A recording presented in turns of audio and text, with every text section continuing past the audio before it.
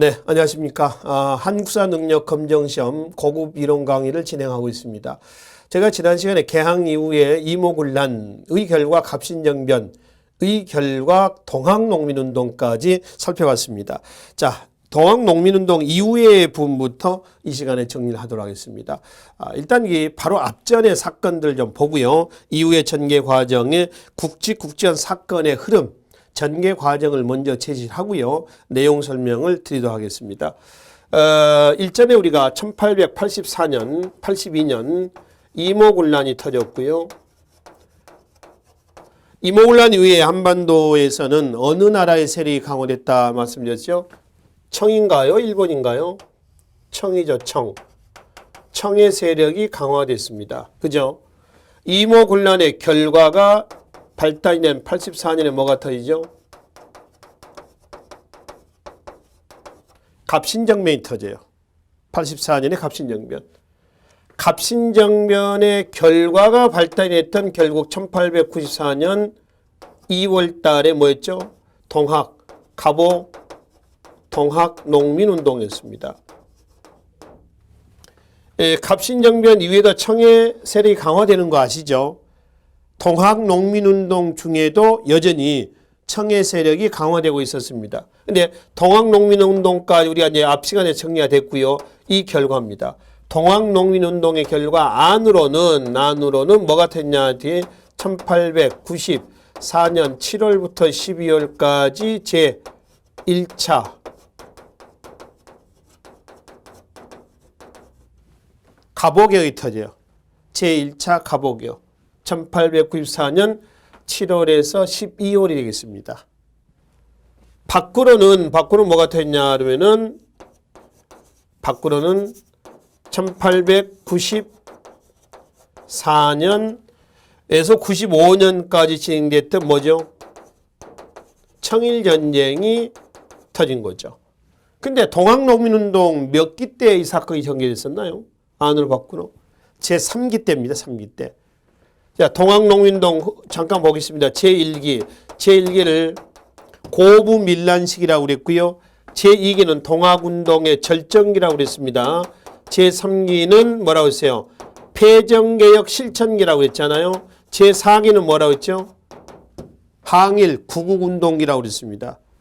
자, 제3기 폐정개혁 실천기 때의 안으로는 갑오개혁이 이 1차 갑오개혁 추진 내각은 김홍집 제1차 친일 내각을 중심으로 하고 있었습니다. 이때 개혁 기구가 뭐냐 그러면 군국기무처. 이 군국기무처를 중심으로 해서 추진합니다. 이 군국기무처는 군과 국, 군사와 정치에 대한 기밀 사무를 담당하는 곳이에요. 초정부적 회의기구라고 그래요. 여기서 208건 정도가 처리가 됐다고 그래요. 굉장히 많은 법안이 처리가 된 거죠. 그러면 1차 갑오개혁은 결과는 어땠냐? 결과는 끝을 봤느냐 못 봤느냐. 성공도 아니고 실패도 아닙니다. 중단된 겁니다. 이모군란 이후에 청의 주도권 잡아가다가 동학운동의 제3기죠. 3기 이후부터 그러니까 결과적으로 여기서부터가 되겠죠. 여기서부터는 청의 주도권에서 한반도에서 어디로 넘어가나요? 일본 넘어가죠. 일본의 주도권으로 넘어가게 되는 그런 계기가 됐습니다. 아셨죠? 일본의 주도권 넘어간다. 자, 그러면 이제 일본이 제1차 갑오개혁을 추진했는데 배후에는 일본이 있습니다. 근데 일본은 이 1차 갑오개혁 때 밖으로 지금 청일 전쟁 중이었거든요. 지금 동학은 제3기 때입니다. 이때.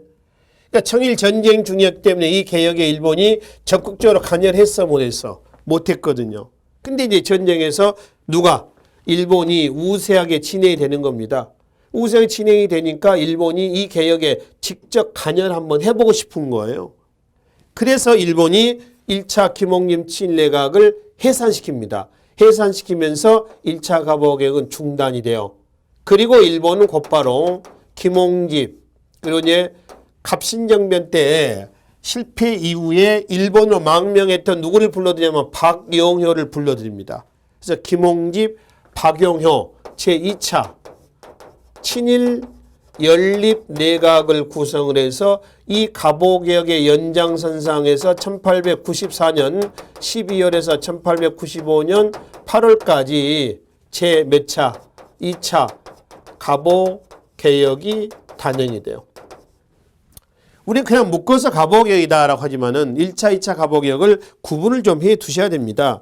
그러니까 여러분들 교재 보시면은 거기 보시면은 그 제1차 갑오개혁 내용이 있죠. 우측에 보시면은 정치, 경제, 사회 왼쪽이죠. 정치, 경제, 사회 면에서 여러 가지 개혁 내용이 있어요. 이게 1차 갑오개혁 내용이고요. 밑에 그 2차 갑오개혁이 있습니다. 이 2차 갑오개혁의 내용은 이제 다음 장에, 다음 편에 나와 있거든요. 정치, 경제, 뭐 교육, 군사 뭐 이런 면에서 개혁 내용이 나와 있어요. 그걸 구분해서 정리하시라는 겁니다. 그래서 이 2차 갑오개혁은 김홍집, 박용효 2차 친일내각에 의해서 추진됩니다. 이때 홍범 14조가 반포가 돼요. 다음 페이지 보시면은 우리나라 최초의 헌법적 성격을 띤 홍범 14조가 나와 있습니다. 그리고 고종이 종묘에 나가서 독립맹세문이죠. 독립서거문을 발표를 하게 돼요. 홍범 14조 반포와 독립서거문의 반포다. 아셨죠? 이 제2차 갑오개혁의 내용이에요. 이 경과 내용입니다. 그러면은 다시 돌아갑니다. 일본이 전쟁에서 우세하게 진행이 되면서 이 개혁에 직접 관여하고 싶었다. 그래서 일본은 이 내각을 1차 김홍립 내각을 해산시키고 김홍집, 박용효 2차 친일내각을 구성해서 2차 갑오개혁을 단행을 했다. 그렇죠? 자, 그러면은 이 청일전쟁 중입니다. 이제 청일전쟁 중에 1차 갑오개혁과 2차 갑오개혁이 같이 진행되고 있는 거예요. 아시겠죠? 그럼 이 2차 갑오개혁은 일단 놔두겠습니다.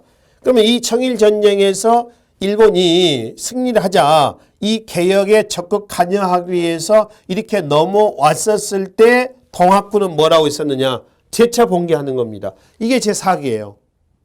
그래서 4기는 뭐라고 그래요? 항일 구국 운동기 이렇게 얘기를 하죠. 그렇죠? 이때 항일 구국 운동기는 일본이 적극 개입에 대한 동학군의 재봉기였어요. 근데 결국 공주 우금치 전투에서 종식이 됐고 일본은 보훈으로 가서 저항하다가 거기서 마무리가 됐다. 이렇게 말씀을 드렸습니다. 그러면 2차 갑오개혁은 이제 일본이 적극적인 개입하에서 개혁을 추진했었습니다. 그래서 이제 개혁을 추진했는데 끝은 어땠냐? 끝은 역시 중단이 되어버렸습니다.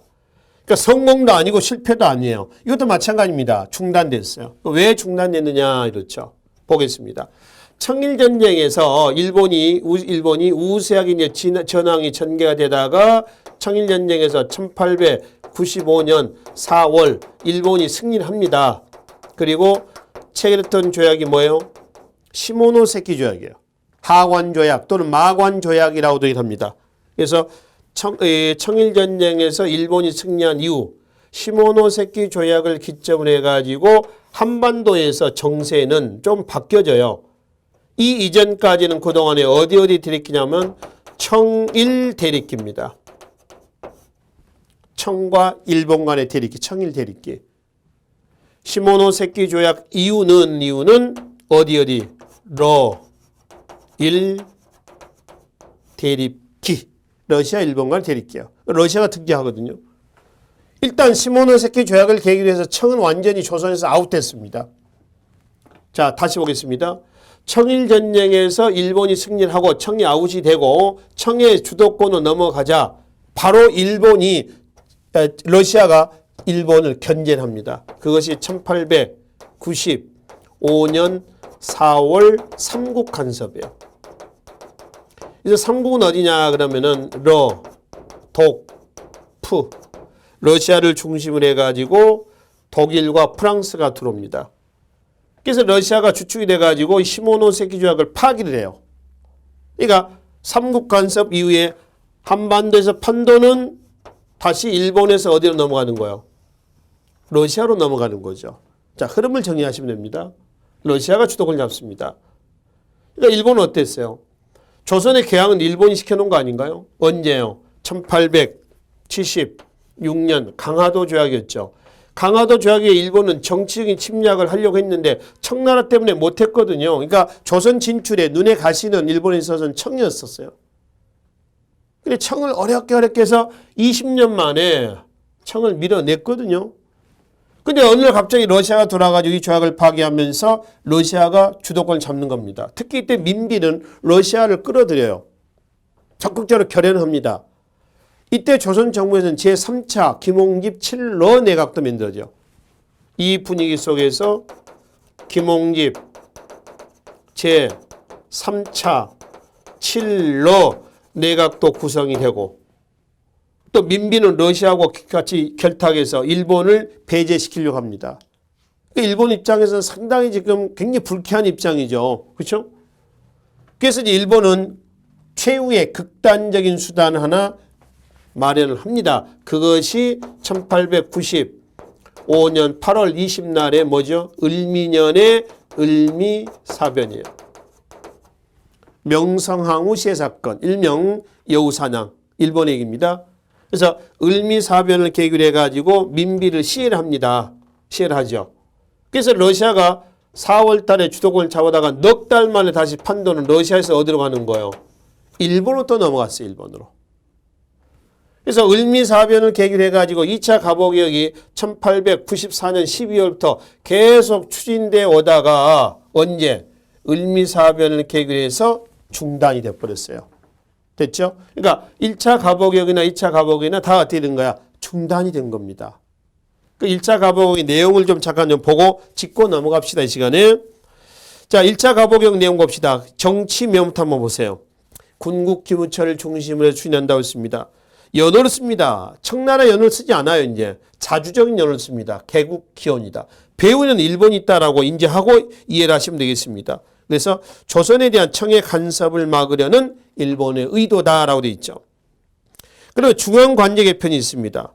자, 왕권을 축소시키고 그리고 중앙의 관제 바로 18관등 문무 18관등이죠. 18관등을 11관등으로 개편합니다. 11관등은 다시 크게 칙인관, 주인관, 판인관에서 세 개 등으로 나누는데요. 칙인관은 정일품에서 종이품 4개고요. 주인관은 3, 4, 5, 그 다음에 3, 4, 5, 6 4개고요. 그 다음에 판인관은 7, 8, 9품에서 3개 관등이 되겠습니다. 과거제가 없어집니다. 기타 상속제, 대간제도가 없어지고요. 그 다음에 경무청이라는 경찰기관이 만들어집니다. 경제면에서는 재정의 일원화, 그 다음에 은본위 화폐제도의 개혁, 그 다음에 조세급납제, 세금을 금으로 낸다는 게 아니라 돈으로 낸다는 거죠. 일본 화폐 유통 허용, 그리고 방공령 반포 금지, 도량형 개정 통일. 사회면에서는 신분제도가 없어집니다. 그리고 봉건적인 폐습이 없어져요. 이것이 제1차 갑오개혁의 내용이 되겠습니다. 자, 다음 장으로 가시면은 제2차 갑오개혁의 주요 내용이 있습니다. 홍범 14조에서 나와 있는 내용입니다. 자, 정치명부터 한번 보겠습니다.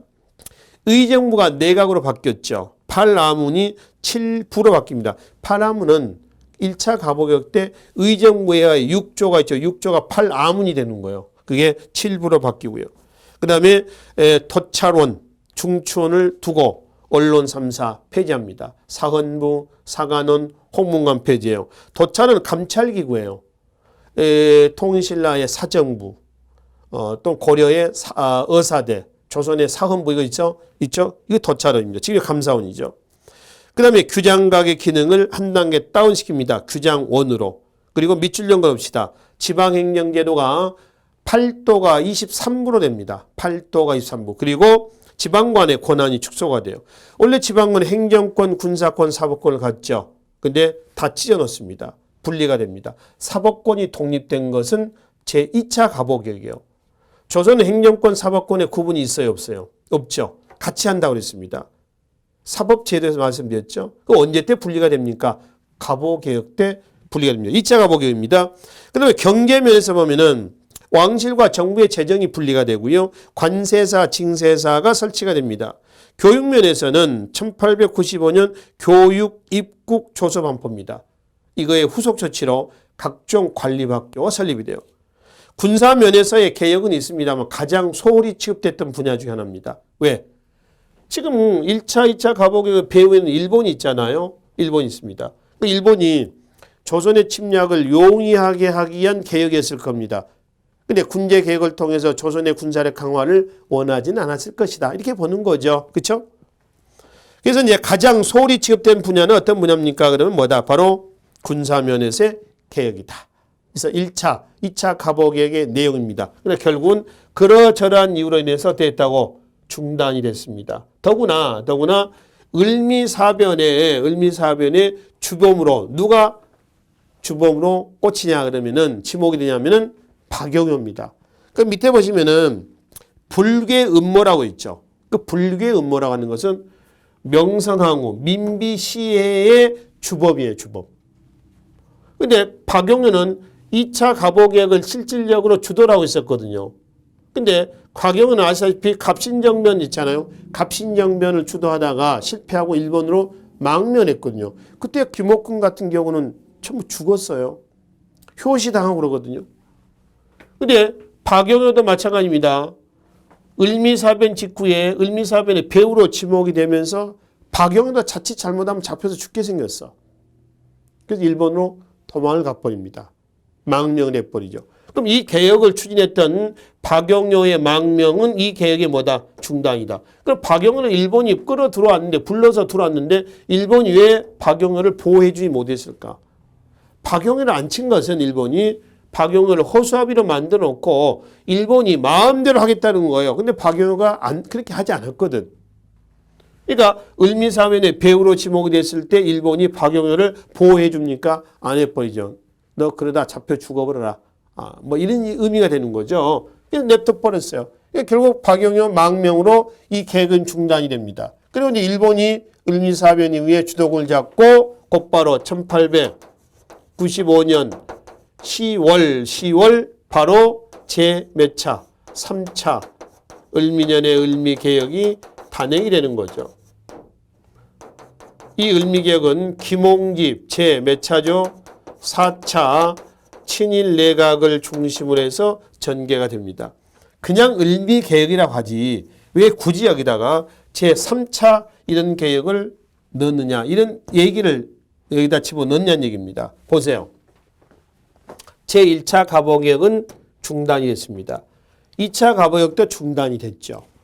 그거의 연장선상에서 보자는 거예요. 그래서 이걸 3차라고 그래요. 아셨죠? 그래서 제3차 을미개혁은 김홍집 제4차 친일내각입니다. 어떻게 4차냐면은 1차 가보개혁은 1차 친일내각 김홍집, 2차 가보개혁은 2차 친일내각입니다. 3차 김홍집 내각은 칠러내각이에요. 삼국간섭이에요. 그리고 을미사변 이후에 이 내각은 와해가 돼. 그치? 일본이 주도권을 잡으면서. 그리고 이제 제4차 김홍집 친일내각이 구성돼서 을미개혁이 단행이 됩니다. 그 내용 중에 여러 가지가 있습니다만 필요한 것만 몇 개 보고 내용은 교재에서 봅시다. 단발령 반포가 있습니다. 단발령, 머리 자르란 얘기죠. 이거 외의 내용을 교재에서 한번 살펴보기로 하겠습니다. 자, 다음 장에 보시면은 장충단 공원 표 밑에 내용을 먼저 보고 장충단은 나중에 좀 보죠 합시다. 단발령 실시가 있습니다. 차라리 내 목을 잘라라. 못 자겠다. 신체 발부는 뭐라고 그래요? 수치 부모다. 이런 얘기를 합니다. 군제개편 있죠. 중앙군 친위대, 지방군 친위대. 건양이란 연호를 씁니다. 그리고 양력 사용하죠. 태양력, 우리가 쓰고 있는 양력이에요. 그러니까 이 양력 사용 이전에는 뭘 썼느냐 그러면은 그 이전에는 세종대 때 칠정산이 나왔었죠. 효종대 시헌력이 사용됐습니다. 그 다음에 이제 태양력이 사용이 됩니다. 이게 이제 1895년 양력 1월 1일이 되는 거죠. 그럼 시헌력은 없어졌느냐? 시헌력은 시헌력대로 사용을 합니다. 이건 뭘로? 현재 우리가 음력으로 쓰고 있는 거죠. 이때가 음력 1894년 96년입니다. 1895년 시헌력으로 봤을 때 11월 17일이에요. 이 1895년 11월 17일이 바로 1896년 뭐가 1월 1일이 됐습니다. 이게 지금 현재 우리가 양력으로 쓰고 있는 거고요. 지금 쓰고 있는 음력은 이 시헌력이라고 보시면 됩니다. 그래서 양력 이때 사용이 되고 그 다음에 소학교, 초등학교입니다. 우편제도, 갑신정변 때 중단이 됐죠. 그래서 다시 제기됩니다. 그리고 종도법 실시 등 뭐 이라는 것이 제3차 을미개혁의 내용입니다. 자, 바로 위에 자료 하나만 보고 갑시다. 장충단 공원이 있습니다. 이 서울의 남산 밑에 장충단 공원이 있죠. 장충체육관 있는 거 보입니다. 거기 이제 비석이 장충단이라고 하는 글자가 새겨져 있는 비석이에요. 내용을 잠깐 보겠습니다. 그거 보면은 고종이 1900년에 을미사변 때 죽은 뭐 이경직 등 홍계운 등 얘네들의 위패를 모시는 장충단을 여기다가 세웠습니다. 그러니까 지금 공원이라고 하는데 사실은 공원이 아니라 이거는 재단이 재단. 제사 지내는 곳, 신성한 곳입니다. 신성한 곳이죠. 일제시대 때 장충단 공원으로 격화시킵니다. 공원화 시켜버린 거죠.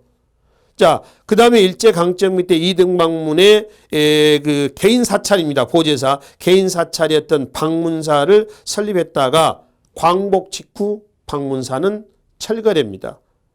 6.25 전쟁으로 장충단의 사정과 부속 건물은 완전히 소실됩니다. 그러니까 6.25 전쟁 때 완전히 싹 없어져요. 현재는 장충단 비만 남아 있습니다. 이 장충단 비의 그 글자 앞에 장충단이라고 되어 있지 않습니까? 이거는 순종이 황태자 시절에 아버지가 고종 아닙니까? 고종이 황제였고 대한제국의 황태자 시절에 쓴 글자라고 그래요. 장충단입니다. 그래서 이거는 을미사변 이것과 관련이 되어 있는 대목이 되겠습니다.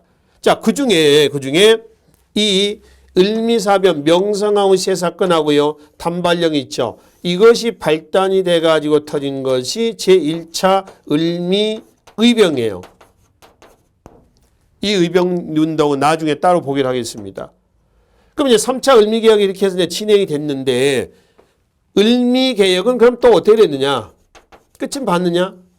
아니다. 중단이 돼버렸습니다. 그러니까 왜 중단됐느냐 그러면은 을미개혁이 한참 진행되고 있는 상황에서 1896년 2월 달에서 97년 2월 달까지 고종이 러시아 공사관 아관으로 즉 옮겨간 사건이 터져요. 이걸 뭐라고 그래요?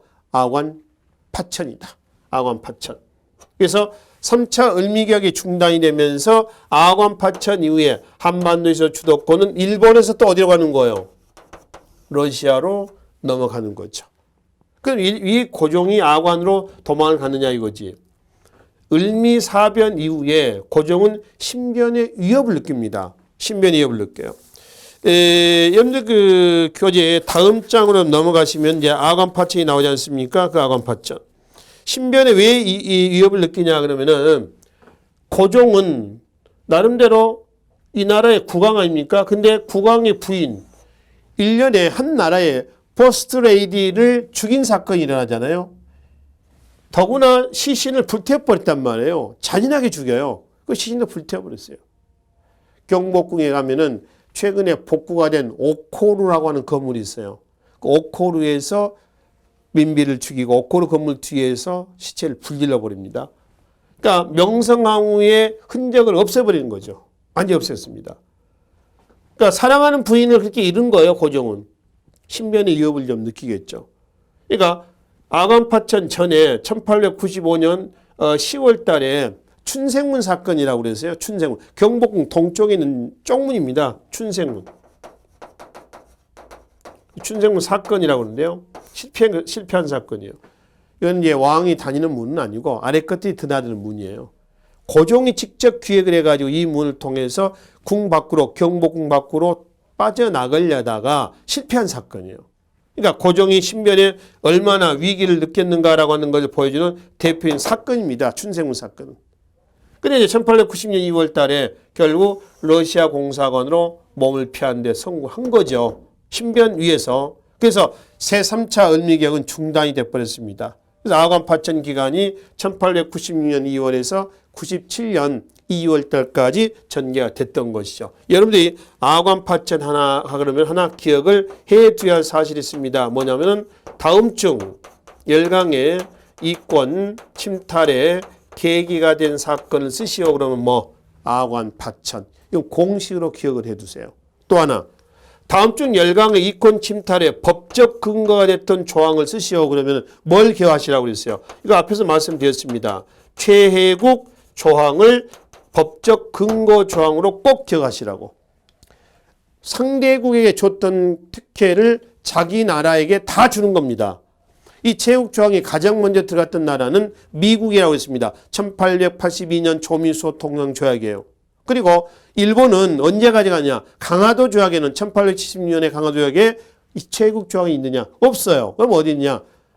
1883년에 그러니까 조일 무역규칙이 개정된 거거든요. 1883년에 조일 통상장정이에요. 그러니까 조일 통상장정은 1년 전에 미국과 체했던 조약, 조미소 통상조약의 영향을 받아서 일본이 체결한 거거든요. 조일 통상장정에서 세 가지를 기억하시라고 그랬는데 하나는 뭐냐 그러면 지금 나와 있는 최혜국 조항 이걸 기억하시고요.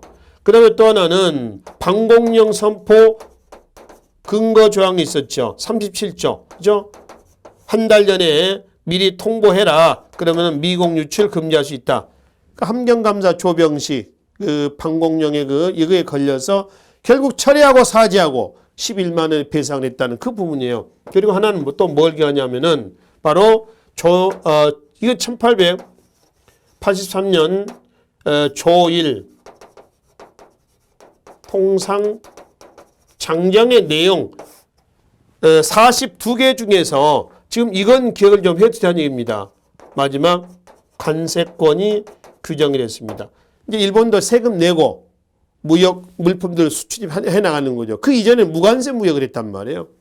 그래서 42개의 내용 중에서 3개 조항은 좀 기억을 해 두시라라고 하는 거죠. 그래서 이제 이 조항, 제국 조항을 근거로 해서 가져간 겁니다.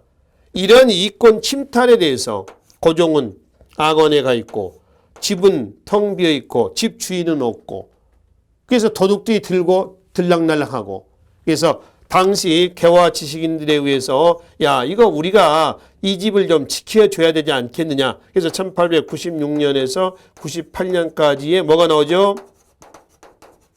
독립협회가 결성이 되어 나가는 거죠. 독립은 여기서 독립은 청으로부터의 독립이다. 이렇게 보시면 됩니다. 근데 98년에 대한제국에 의해서 강제 해산이 되는 거죠. 그리고 아관 파천 이후에 열강 이권 침탈이 드세어질 때에 고종의 환국 여론과 러시아 견제 여론 속에서 고종이 1897년 2월 달에 아관에서 경운궁, 주의하십시오. 경복궁이 아닙니다. 경운궁, 지금의 덕수궁이에요. 경운궁으로 한국에서 국호를 조선에서 뭘로 바꿨어요? 대한으로 바꿉니다. 대한, 그리고 정체는 제국이죠. 그러니까 원래 국호는 대한제국이 아니라 대한국이죠. 황제의 나라다 해서 제국 이렇게 하는 겁니다. 대한제국으로 고치고 왕을 이제 뭘로? 황제를 하는 거죠. 그렇죠? 연호를 뭐라 하고 광무라 하고 이때 개혁을 연호를 따서 뭐라고 그래요? 광무개혁이다 라고 일하는 거죠. 그렇죠? 이렇게 해서 이제 개혁을 추진해 나가는데 광무개혁은 그럼 또 어떻게 됐느냐? 역시 중단이 돼버립니다. 왜 중단되냐 그러면은 대한제국에서 광무개혁이 한참 진행되고 있었는데 시모노세키 조약의 결과 러일 대립이 있었죠. 계속 러시아, 일본, 러시아 계속 하다가 결국 여기에서 뻥 터집니다. 그것이 1904년에 뭐죠? 2월 달에 한반도에서 뭐가 터져요? 러일 전쟁이 발발하죠. 그죠? 그래서 결국 광무개혁도 중단이 돼버립니다. 그 러일 전쟁에서 누가 승리하나요? 일본이 승리합니다. 그래서 어디로 가는 거예요? 일본이 주도권을 잡는 거죠. 그리고 1905년 9월 포스모스 조약이 체결되고 일본이 러시아를 밀어냈습니다. 근데 그해 11월 17일 을사늑약을 통해서 외교권 가져가죠. 그 다음에 군사권, 사법권 급기야 1910년 8월 29일 한국 병합입니다. 주권을 가져갑니다. 거기서부터 이제 일제 식민 통치기로 가는 거죠. 흐름이 이렇습니다. 자, 그 중에 여기서 우리가 지금 독립협회 활동하고요. 광무개혁의 내용을 교재를 통해서 확인을 좀 하도록 하겠습니다. 자, 교재에 독립협회 좀 보기로 하겠습니다. 독립협회의 그 결성의 시대적 배경은 뭐 직접적인 것은 아관파체입니다.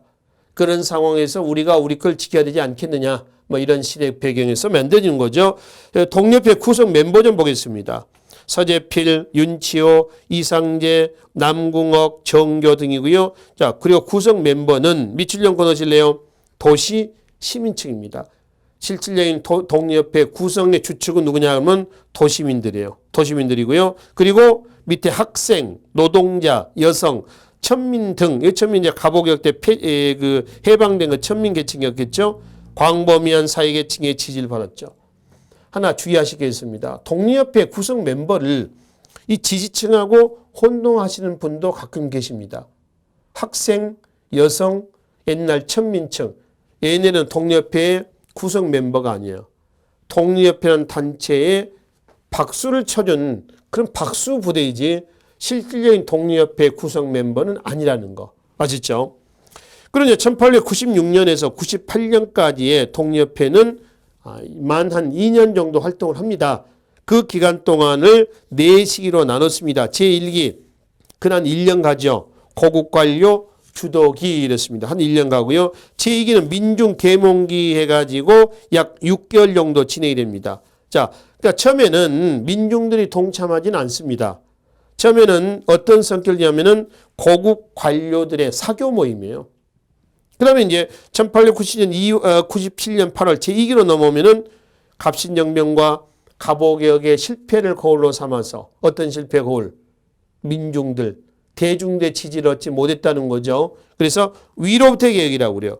그래서 민중들을 일깨우게 하는 운동을 전개합니다. 그래서 독립문을 세우고, 지금 서대문 독립문이죠. 모화관을 독립관으로 개수하고, 그렇죠? 또 다음 장으로 넘어갑시다.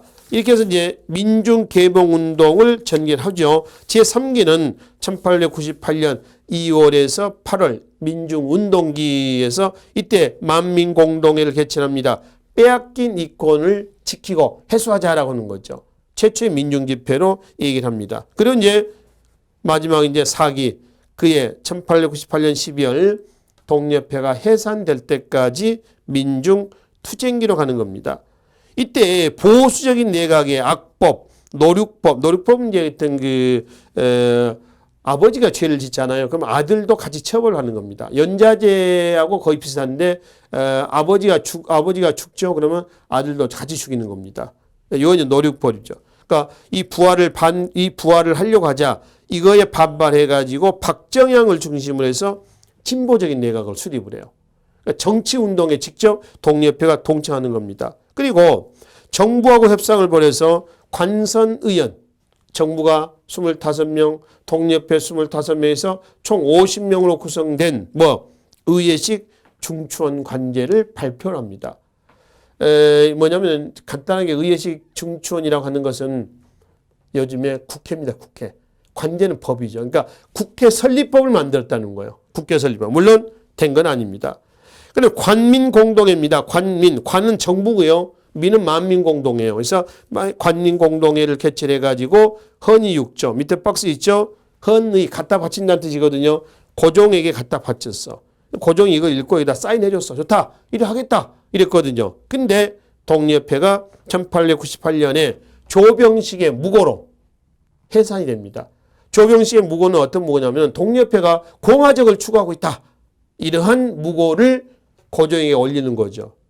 고종은 이미 대한제국 아닙니까? 대한제국하고 독립협회 활동을 보면은 서로 극과 극으로 합니다. 왜냐하면 독립협회는 공화적은 아니죠. 입헌군주제고 대한제국 말대로 제국주의입니다. 황제 중심 체제입니다. 황제권을 강화하려는 거하고 그걸 제한하려는 입헌군주제는 당연히 궁합이 안 맞는 거죠. 이런 상태에다가 조병식이 무고를 한단 말이에요. 독립협회가 입헌군주제가 아니라 공화적을 추구한다 이런 얘기예요. 그러니까 당연히 대한제국 정부에서는 독립협회를 가만두겠습니까? 보호부상들, 황국협회를 구성하는 보호부상들 동원해서 강제로 해산시켜버린 거죠. 그래서 독립협회는 1898년 12월 달에 강제 해산이 돼버렸습니다. 자, 독립협회 3대 사상 보겠습니다. 다음 장에 표가 있습니다. 표로 보겠습니다. 자주국권, 자유민권, 자강개혁입니다. 자주국권 사상은 빼앗긴 이권을 지키고 빼앗아 가려고 했던 걸 지키고 빼앗아 간 것은 회수하자는 겁니다. 그래서 민족주의 사상이라고 그래요. 두 번째, 자유민권 사상이 있습니다. 이거는 민주주의 사상입니다. 그러니까 보통 국민의 기본권 운동을 전개합니다. 기본권 확보 운동 이런 운동을 전개하죠. 그래서 민주주의 사상이라 하고 그 다음에 자강개혁 사상이 있습니다. 이거는 정치, 경제, 사회, 문화 면에서 부국강명하자는 거거든요. 그래서 장안개혁 사상은 근대화 사상이다. 이렇게 한다는 것이죠. 이게 독립의 3대 사상입니다. 이 3대 사상은 묻겠습니다. 나중에 어디로 갑니까? 그러면은 애국, 계몽, 운동의 뭐가 됐다? 사상적 기반이 됐다. 애국, 계몽, 운동의 사상적 기반이 됐다. 뭐가요? 독립의 3대 사상이. 이렇게 해서 결국 해산이 된 이후에 독립회는 애국계몽운동 단체로 넘어갑니다. 그 애국계몽운동은 나중에 보겠지만은 독립회의 사상을 계승한 첫 번째 애국계몽운동 단체가 뭐냐면 보안회입니다. 그 다음에 헌정연구회, 그 다음에 대한자강회, 대한협회, 그리고 이제 미국에서 조직됐던 공립협회, 국내지혜, 신민회 이렇게 넘어가는 거죠. 백오인 사건으로 신민회가 해산되고 나중에 안창호가 다시 샌프란시스코로 가서 그 신민의 후신단체를 또 만들죠. 흥사단이라고 해서 만들어갑니다. 이게 전부 다 애국계몽운동의 한 족보입니다. 그럼 뒤에 가서 정리하도록 하겠습니다. 자, 그 대한제국의 개혁 내용 있죠. 광무개혁의 내용을 좀 살펴보기로 하겠습니다. 아관 파천 이후에 러시아 견제 여론과 그리고 고종의 환궁 여론 속에서 고종이 1895년 2월 달에 일단 들어옵니다. 들어온 건 어디냐요? 경복궁이 아니라 어디 왔다고요? 경운궁으로 밑줄 그어놔요. 경복궁은 일본이 장악하고 있었거든요. 그래서 경복궁을 간 게 아니라 경운궁, 지금의 덕숭으로 갑니다. 지금의 덕숭 주변에는 러시아라든가 영국, 프랑스 등의 공사관들이 에워싸고 있었어요. 그러니까 열강의 간섭에서 벗어나겠다. 특정 국가에. 그래서 덕숭, 경으로 들어왔습니다. 그러니 국호를 조선에서 대한, 연호를 광무, 그리고 10월에 환구단, 산이 있죠. 그 환구단, 지금은 다 남아있지는 않습니다만은 환구단을 축조해서 여기에서 자주국가를 선포하고 고종 즉위식, 황제 즉위식을 여기에서 소위 그 즉위식을 올리게 되는 것이죠.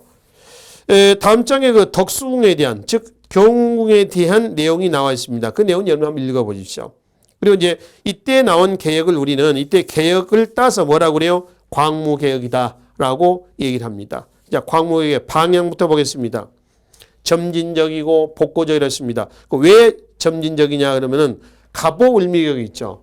1차, 2차 갑오개혁과 3차 을미개혁. 이 갑오을미개혁이 너무 급진적이었다. 그래서 천천히 한다. 점진적입니다. 또 복고적이다 그랬습니다. 왜 복고적이냐 그러면은 광무개혁의 방향을 뭐라 하냐면은 9번 신참이라고 그래요. 옛것을 토대로 새로운 걸 첨구하겠다라고 하는 거죠. 이걸 9번 신참라고 합니다. 9번은 정치를 얘기합니다. 정치. 신참은요. 경제, 사회, 그리고 뭔가요? 문화 이걸 얘기합니다.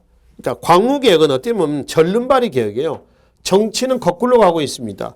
그러나 경제, 사회, 문화는 제대로 가고 있다. 그러니까 절름발이다. 다 같이 가야 되는데 이거는 거꾸로, 이건 이렇다. 정치가 거꾸로 간다는 얘기는 광무개혁의 방향에서 가장 주안점 뒀던 것이 뭔가요? 황제권 강화입니다. 근데 근대 사회로 발전해 나가는 과정에서 황제권 강화라는 작업은 역사의 수레바퀴를 거꾸로 돌리는 그런 작업 아닙니까? 그래서 이거는 거꾸로 된 9번은 역행하고 있는 거고 이거는 제대로 간 거다. 이런 이해가 되는 거죠.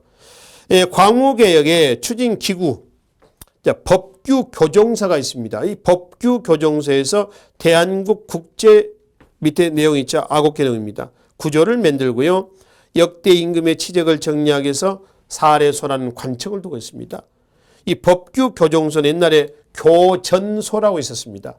교전서가 바꾼 거죠. 법규 교정서. 여기에서 이제 대한국 국제가 만듭니다. 대한제국이 헌법이라 하지 않고 왜 대한국 국제라고 그랬냐 그러면은 황제가 만들어서 심의 없이 바로 발표했다는 겁니다. 그래서 국제라고 얘기하는 것이죠. 아시겠죠? 밑에 내용 좀 잠깐 볼까요? 1조 대한국은 만국이 세계 만국이 공인한 자주독립제국이다. 그리고 두 번째 대한국의 정치는 만세불변의 전제정치라고 써요. 전제정치. 3조부터 9조까지는 하여튼 모든 권한을 누구한테 전부 다 집중시키고 있어요. 황제입니다. 마지막에 한번 봅시다. 9조 대한국 대항전은 각 조약 체결 국가의 사실을 파견하고 선전 강화, 선전 전쟁서법입니다. 강화, 휴전이죠. 밑줄 제반 조약을 체결한다. 그랬죠. 이게 1899년의 얘기입니다. 모든 조약은 누가? 황제가 체결한다. 이게 나중에 여러 가지 법적 근거로 또 작용이 됩니다. 그래서 대한국제 구조를 반포해서 황제권 강화에 열을 올리고 있었고 또 관제가 바뀌죠. 의정부 제도가 부활이 되고 지방을 제2차 가보격 때 23부로 냈죠. 8도가 23부. 이게 13도로 또 바뀌어요. 13도. 자, 그 다음에 중추원을 설립하고요. 그 다음에 우측에 군사면, 다음 장에 군사면허 하겠습니다.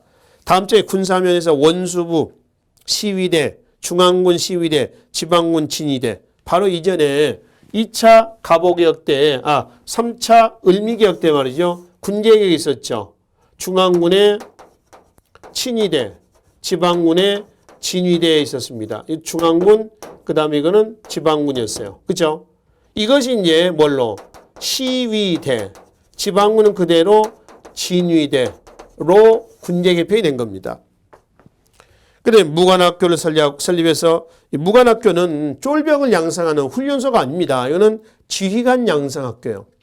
요즘 예를 들면 사관학교 정도 되겠죠. 외교 면에서는 한청, 대한제국과 청, 통상조약을 대등한 관계에 체결했죠. 또 북간도 관리사 이범률 파견합니다. 간도는 다음 시간에 따로 말씀을 드리도록 하겠습니다. 하여튼 간도의 영유권을 주장하고 있죠. 해삼이는 연해주 블라디보스톡을 음역하면은 한자로 표기하면 해삼이라고 그래요.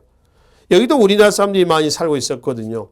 소련이 러시아죠. 러시아가 이 제2차 아편전쟁 중재로 연해주를 확보한 다음에 우리나라 사람들 이제 개척을 해야 되잖아요. 그러니까 우리나라 사람들이 이주를 많이 허용을 했습니다. 그래서 이게 우리나라 사람들이 많이 살고 있었는데 1937년 스탈린이 강제 이주를 해서 지금 중앙아시아 쪽으로 강제로 이주를 시켜버립니다. 지금 우크라이나라든가 뭐 이런 나라들의 거기에 개척은 사실 우리 민족들이죠.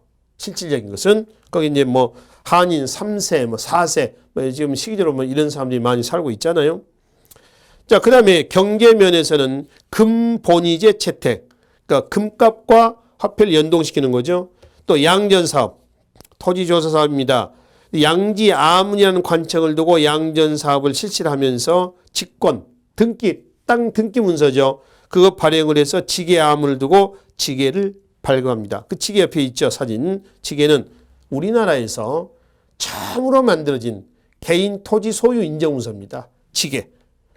외국인 토지 소유를 금지하고 상공업진흥체에게서 식산흥업입니다. 식산흥업이라고 하는 건 한자는 생산을 늘리고 산업을 부흥시키다는 겁니다. 그 다음에 황실 재정 확충을 위한 여러 가지 방법도 있고요. 또 상무사라고 하는 단체를 만들어서 보부상을 후원하고 있었습니다.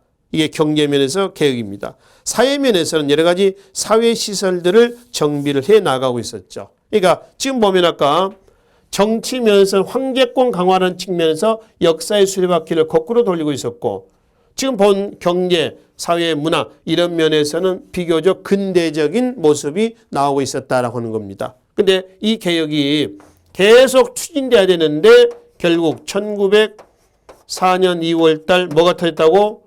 러일 전쟁이 터지고 러일 전쟁으로 이 개혁은 중단이 된 겁니다. 아까 말씀드렸죠? 어디 있어요? 이 계획은 러일 전쟁으로 중단이 됐다. 그렇죠? 그 러일 전쟁 이후에 1905년 11월 을사한 늑약이 체결되면서 외교권을 가져간 이후에 일본의 본격적인 한국 침략이 감행이 되는 과정입니다. 그건 나중에 국권 피탈 과정에서 얘기를 하도록 하겠습니다. 그래서 대한제국의 광무개혁까지만 이 시간에 정리하기로 하고요. 뒤에 간도 그리고 이제 항일운동의 뭐 여러 방향에서 이 내용은 다음 시간에 이어서 정리하도록 하겠습니다. 수고하셨습니다.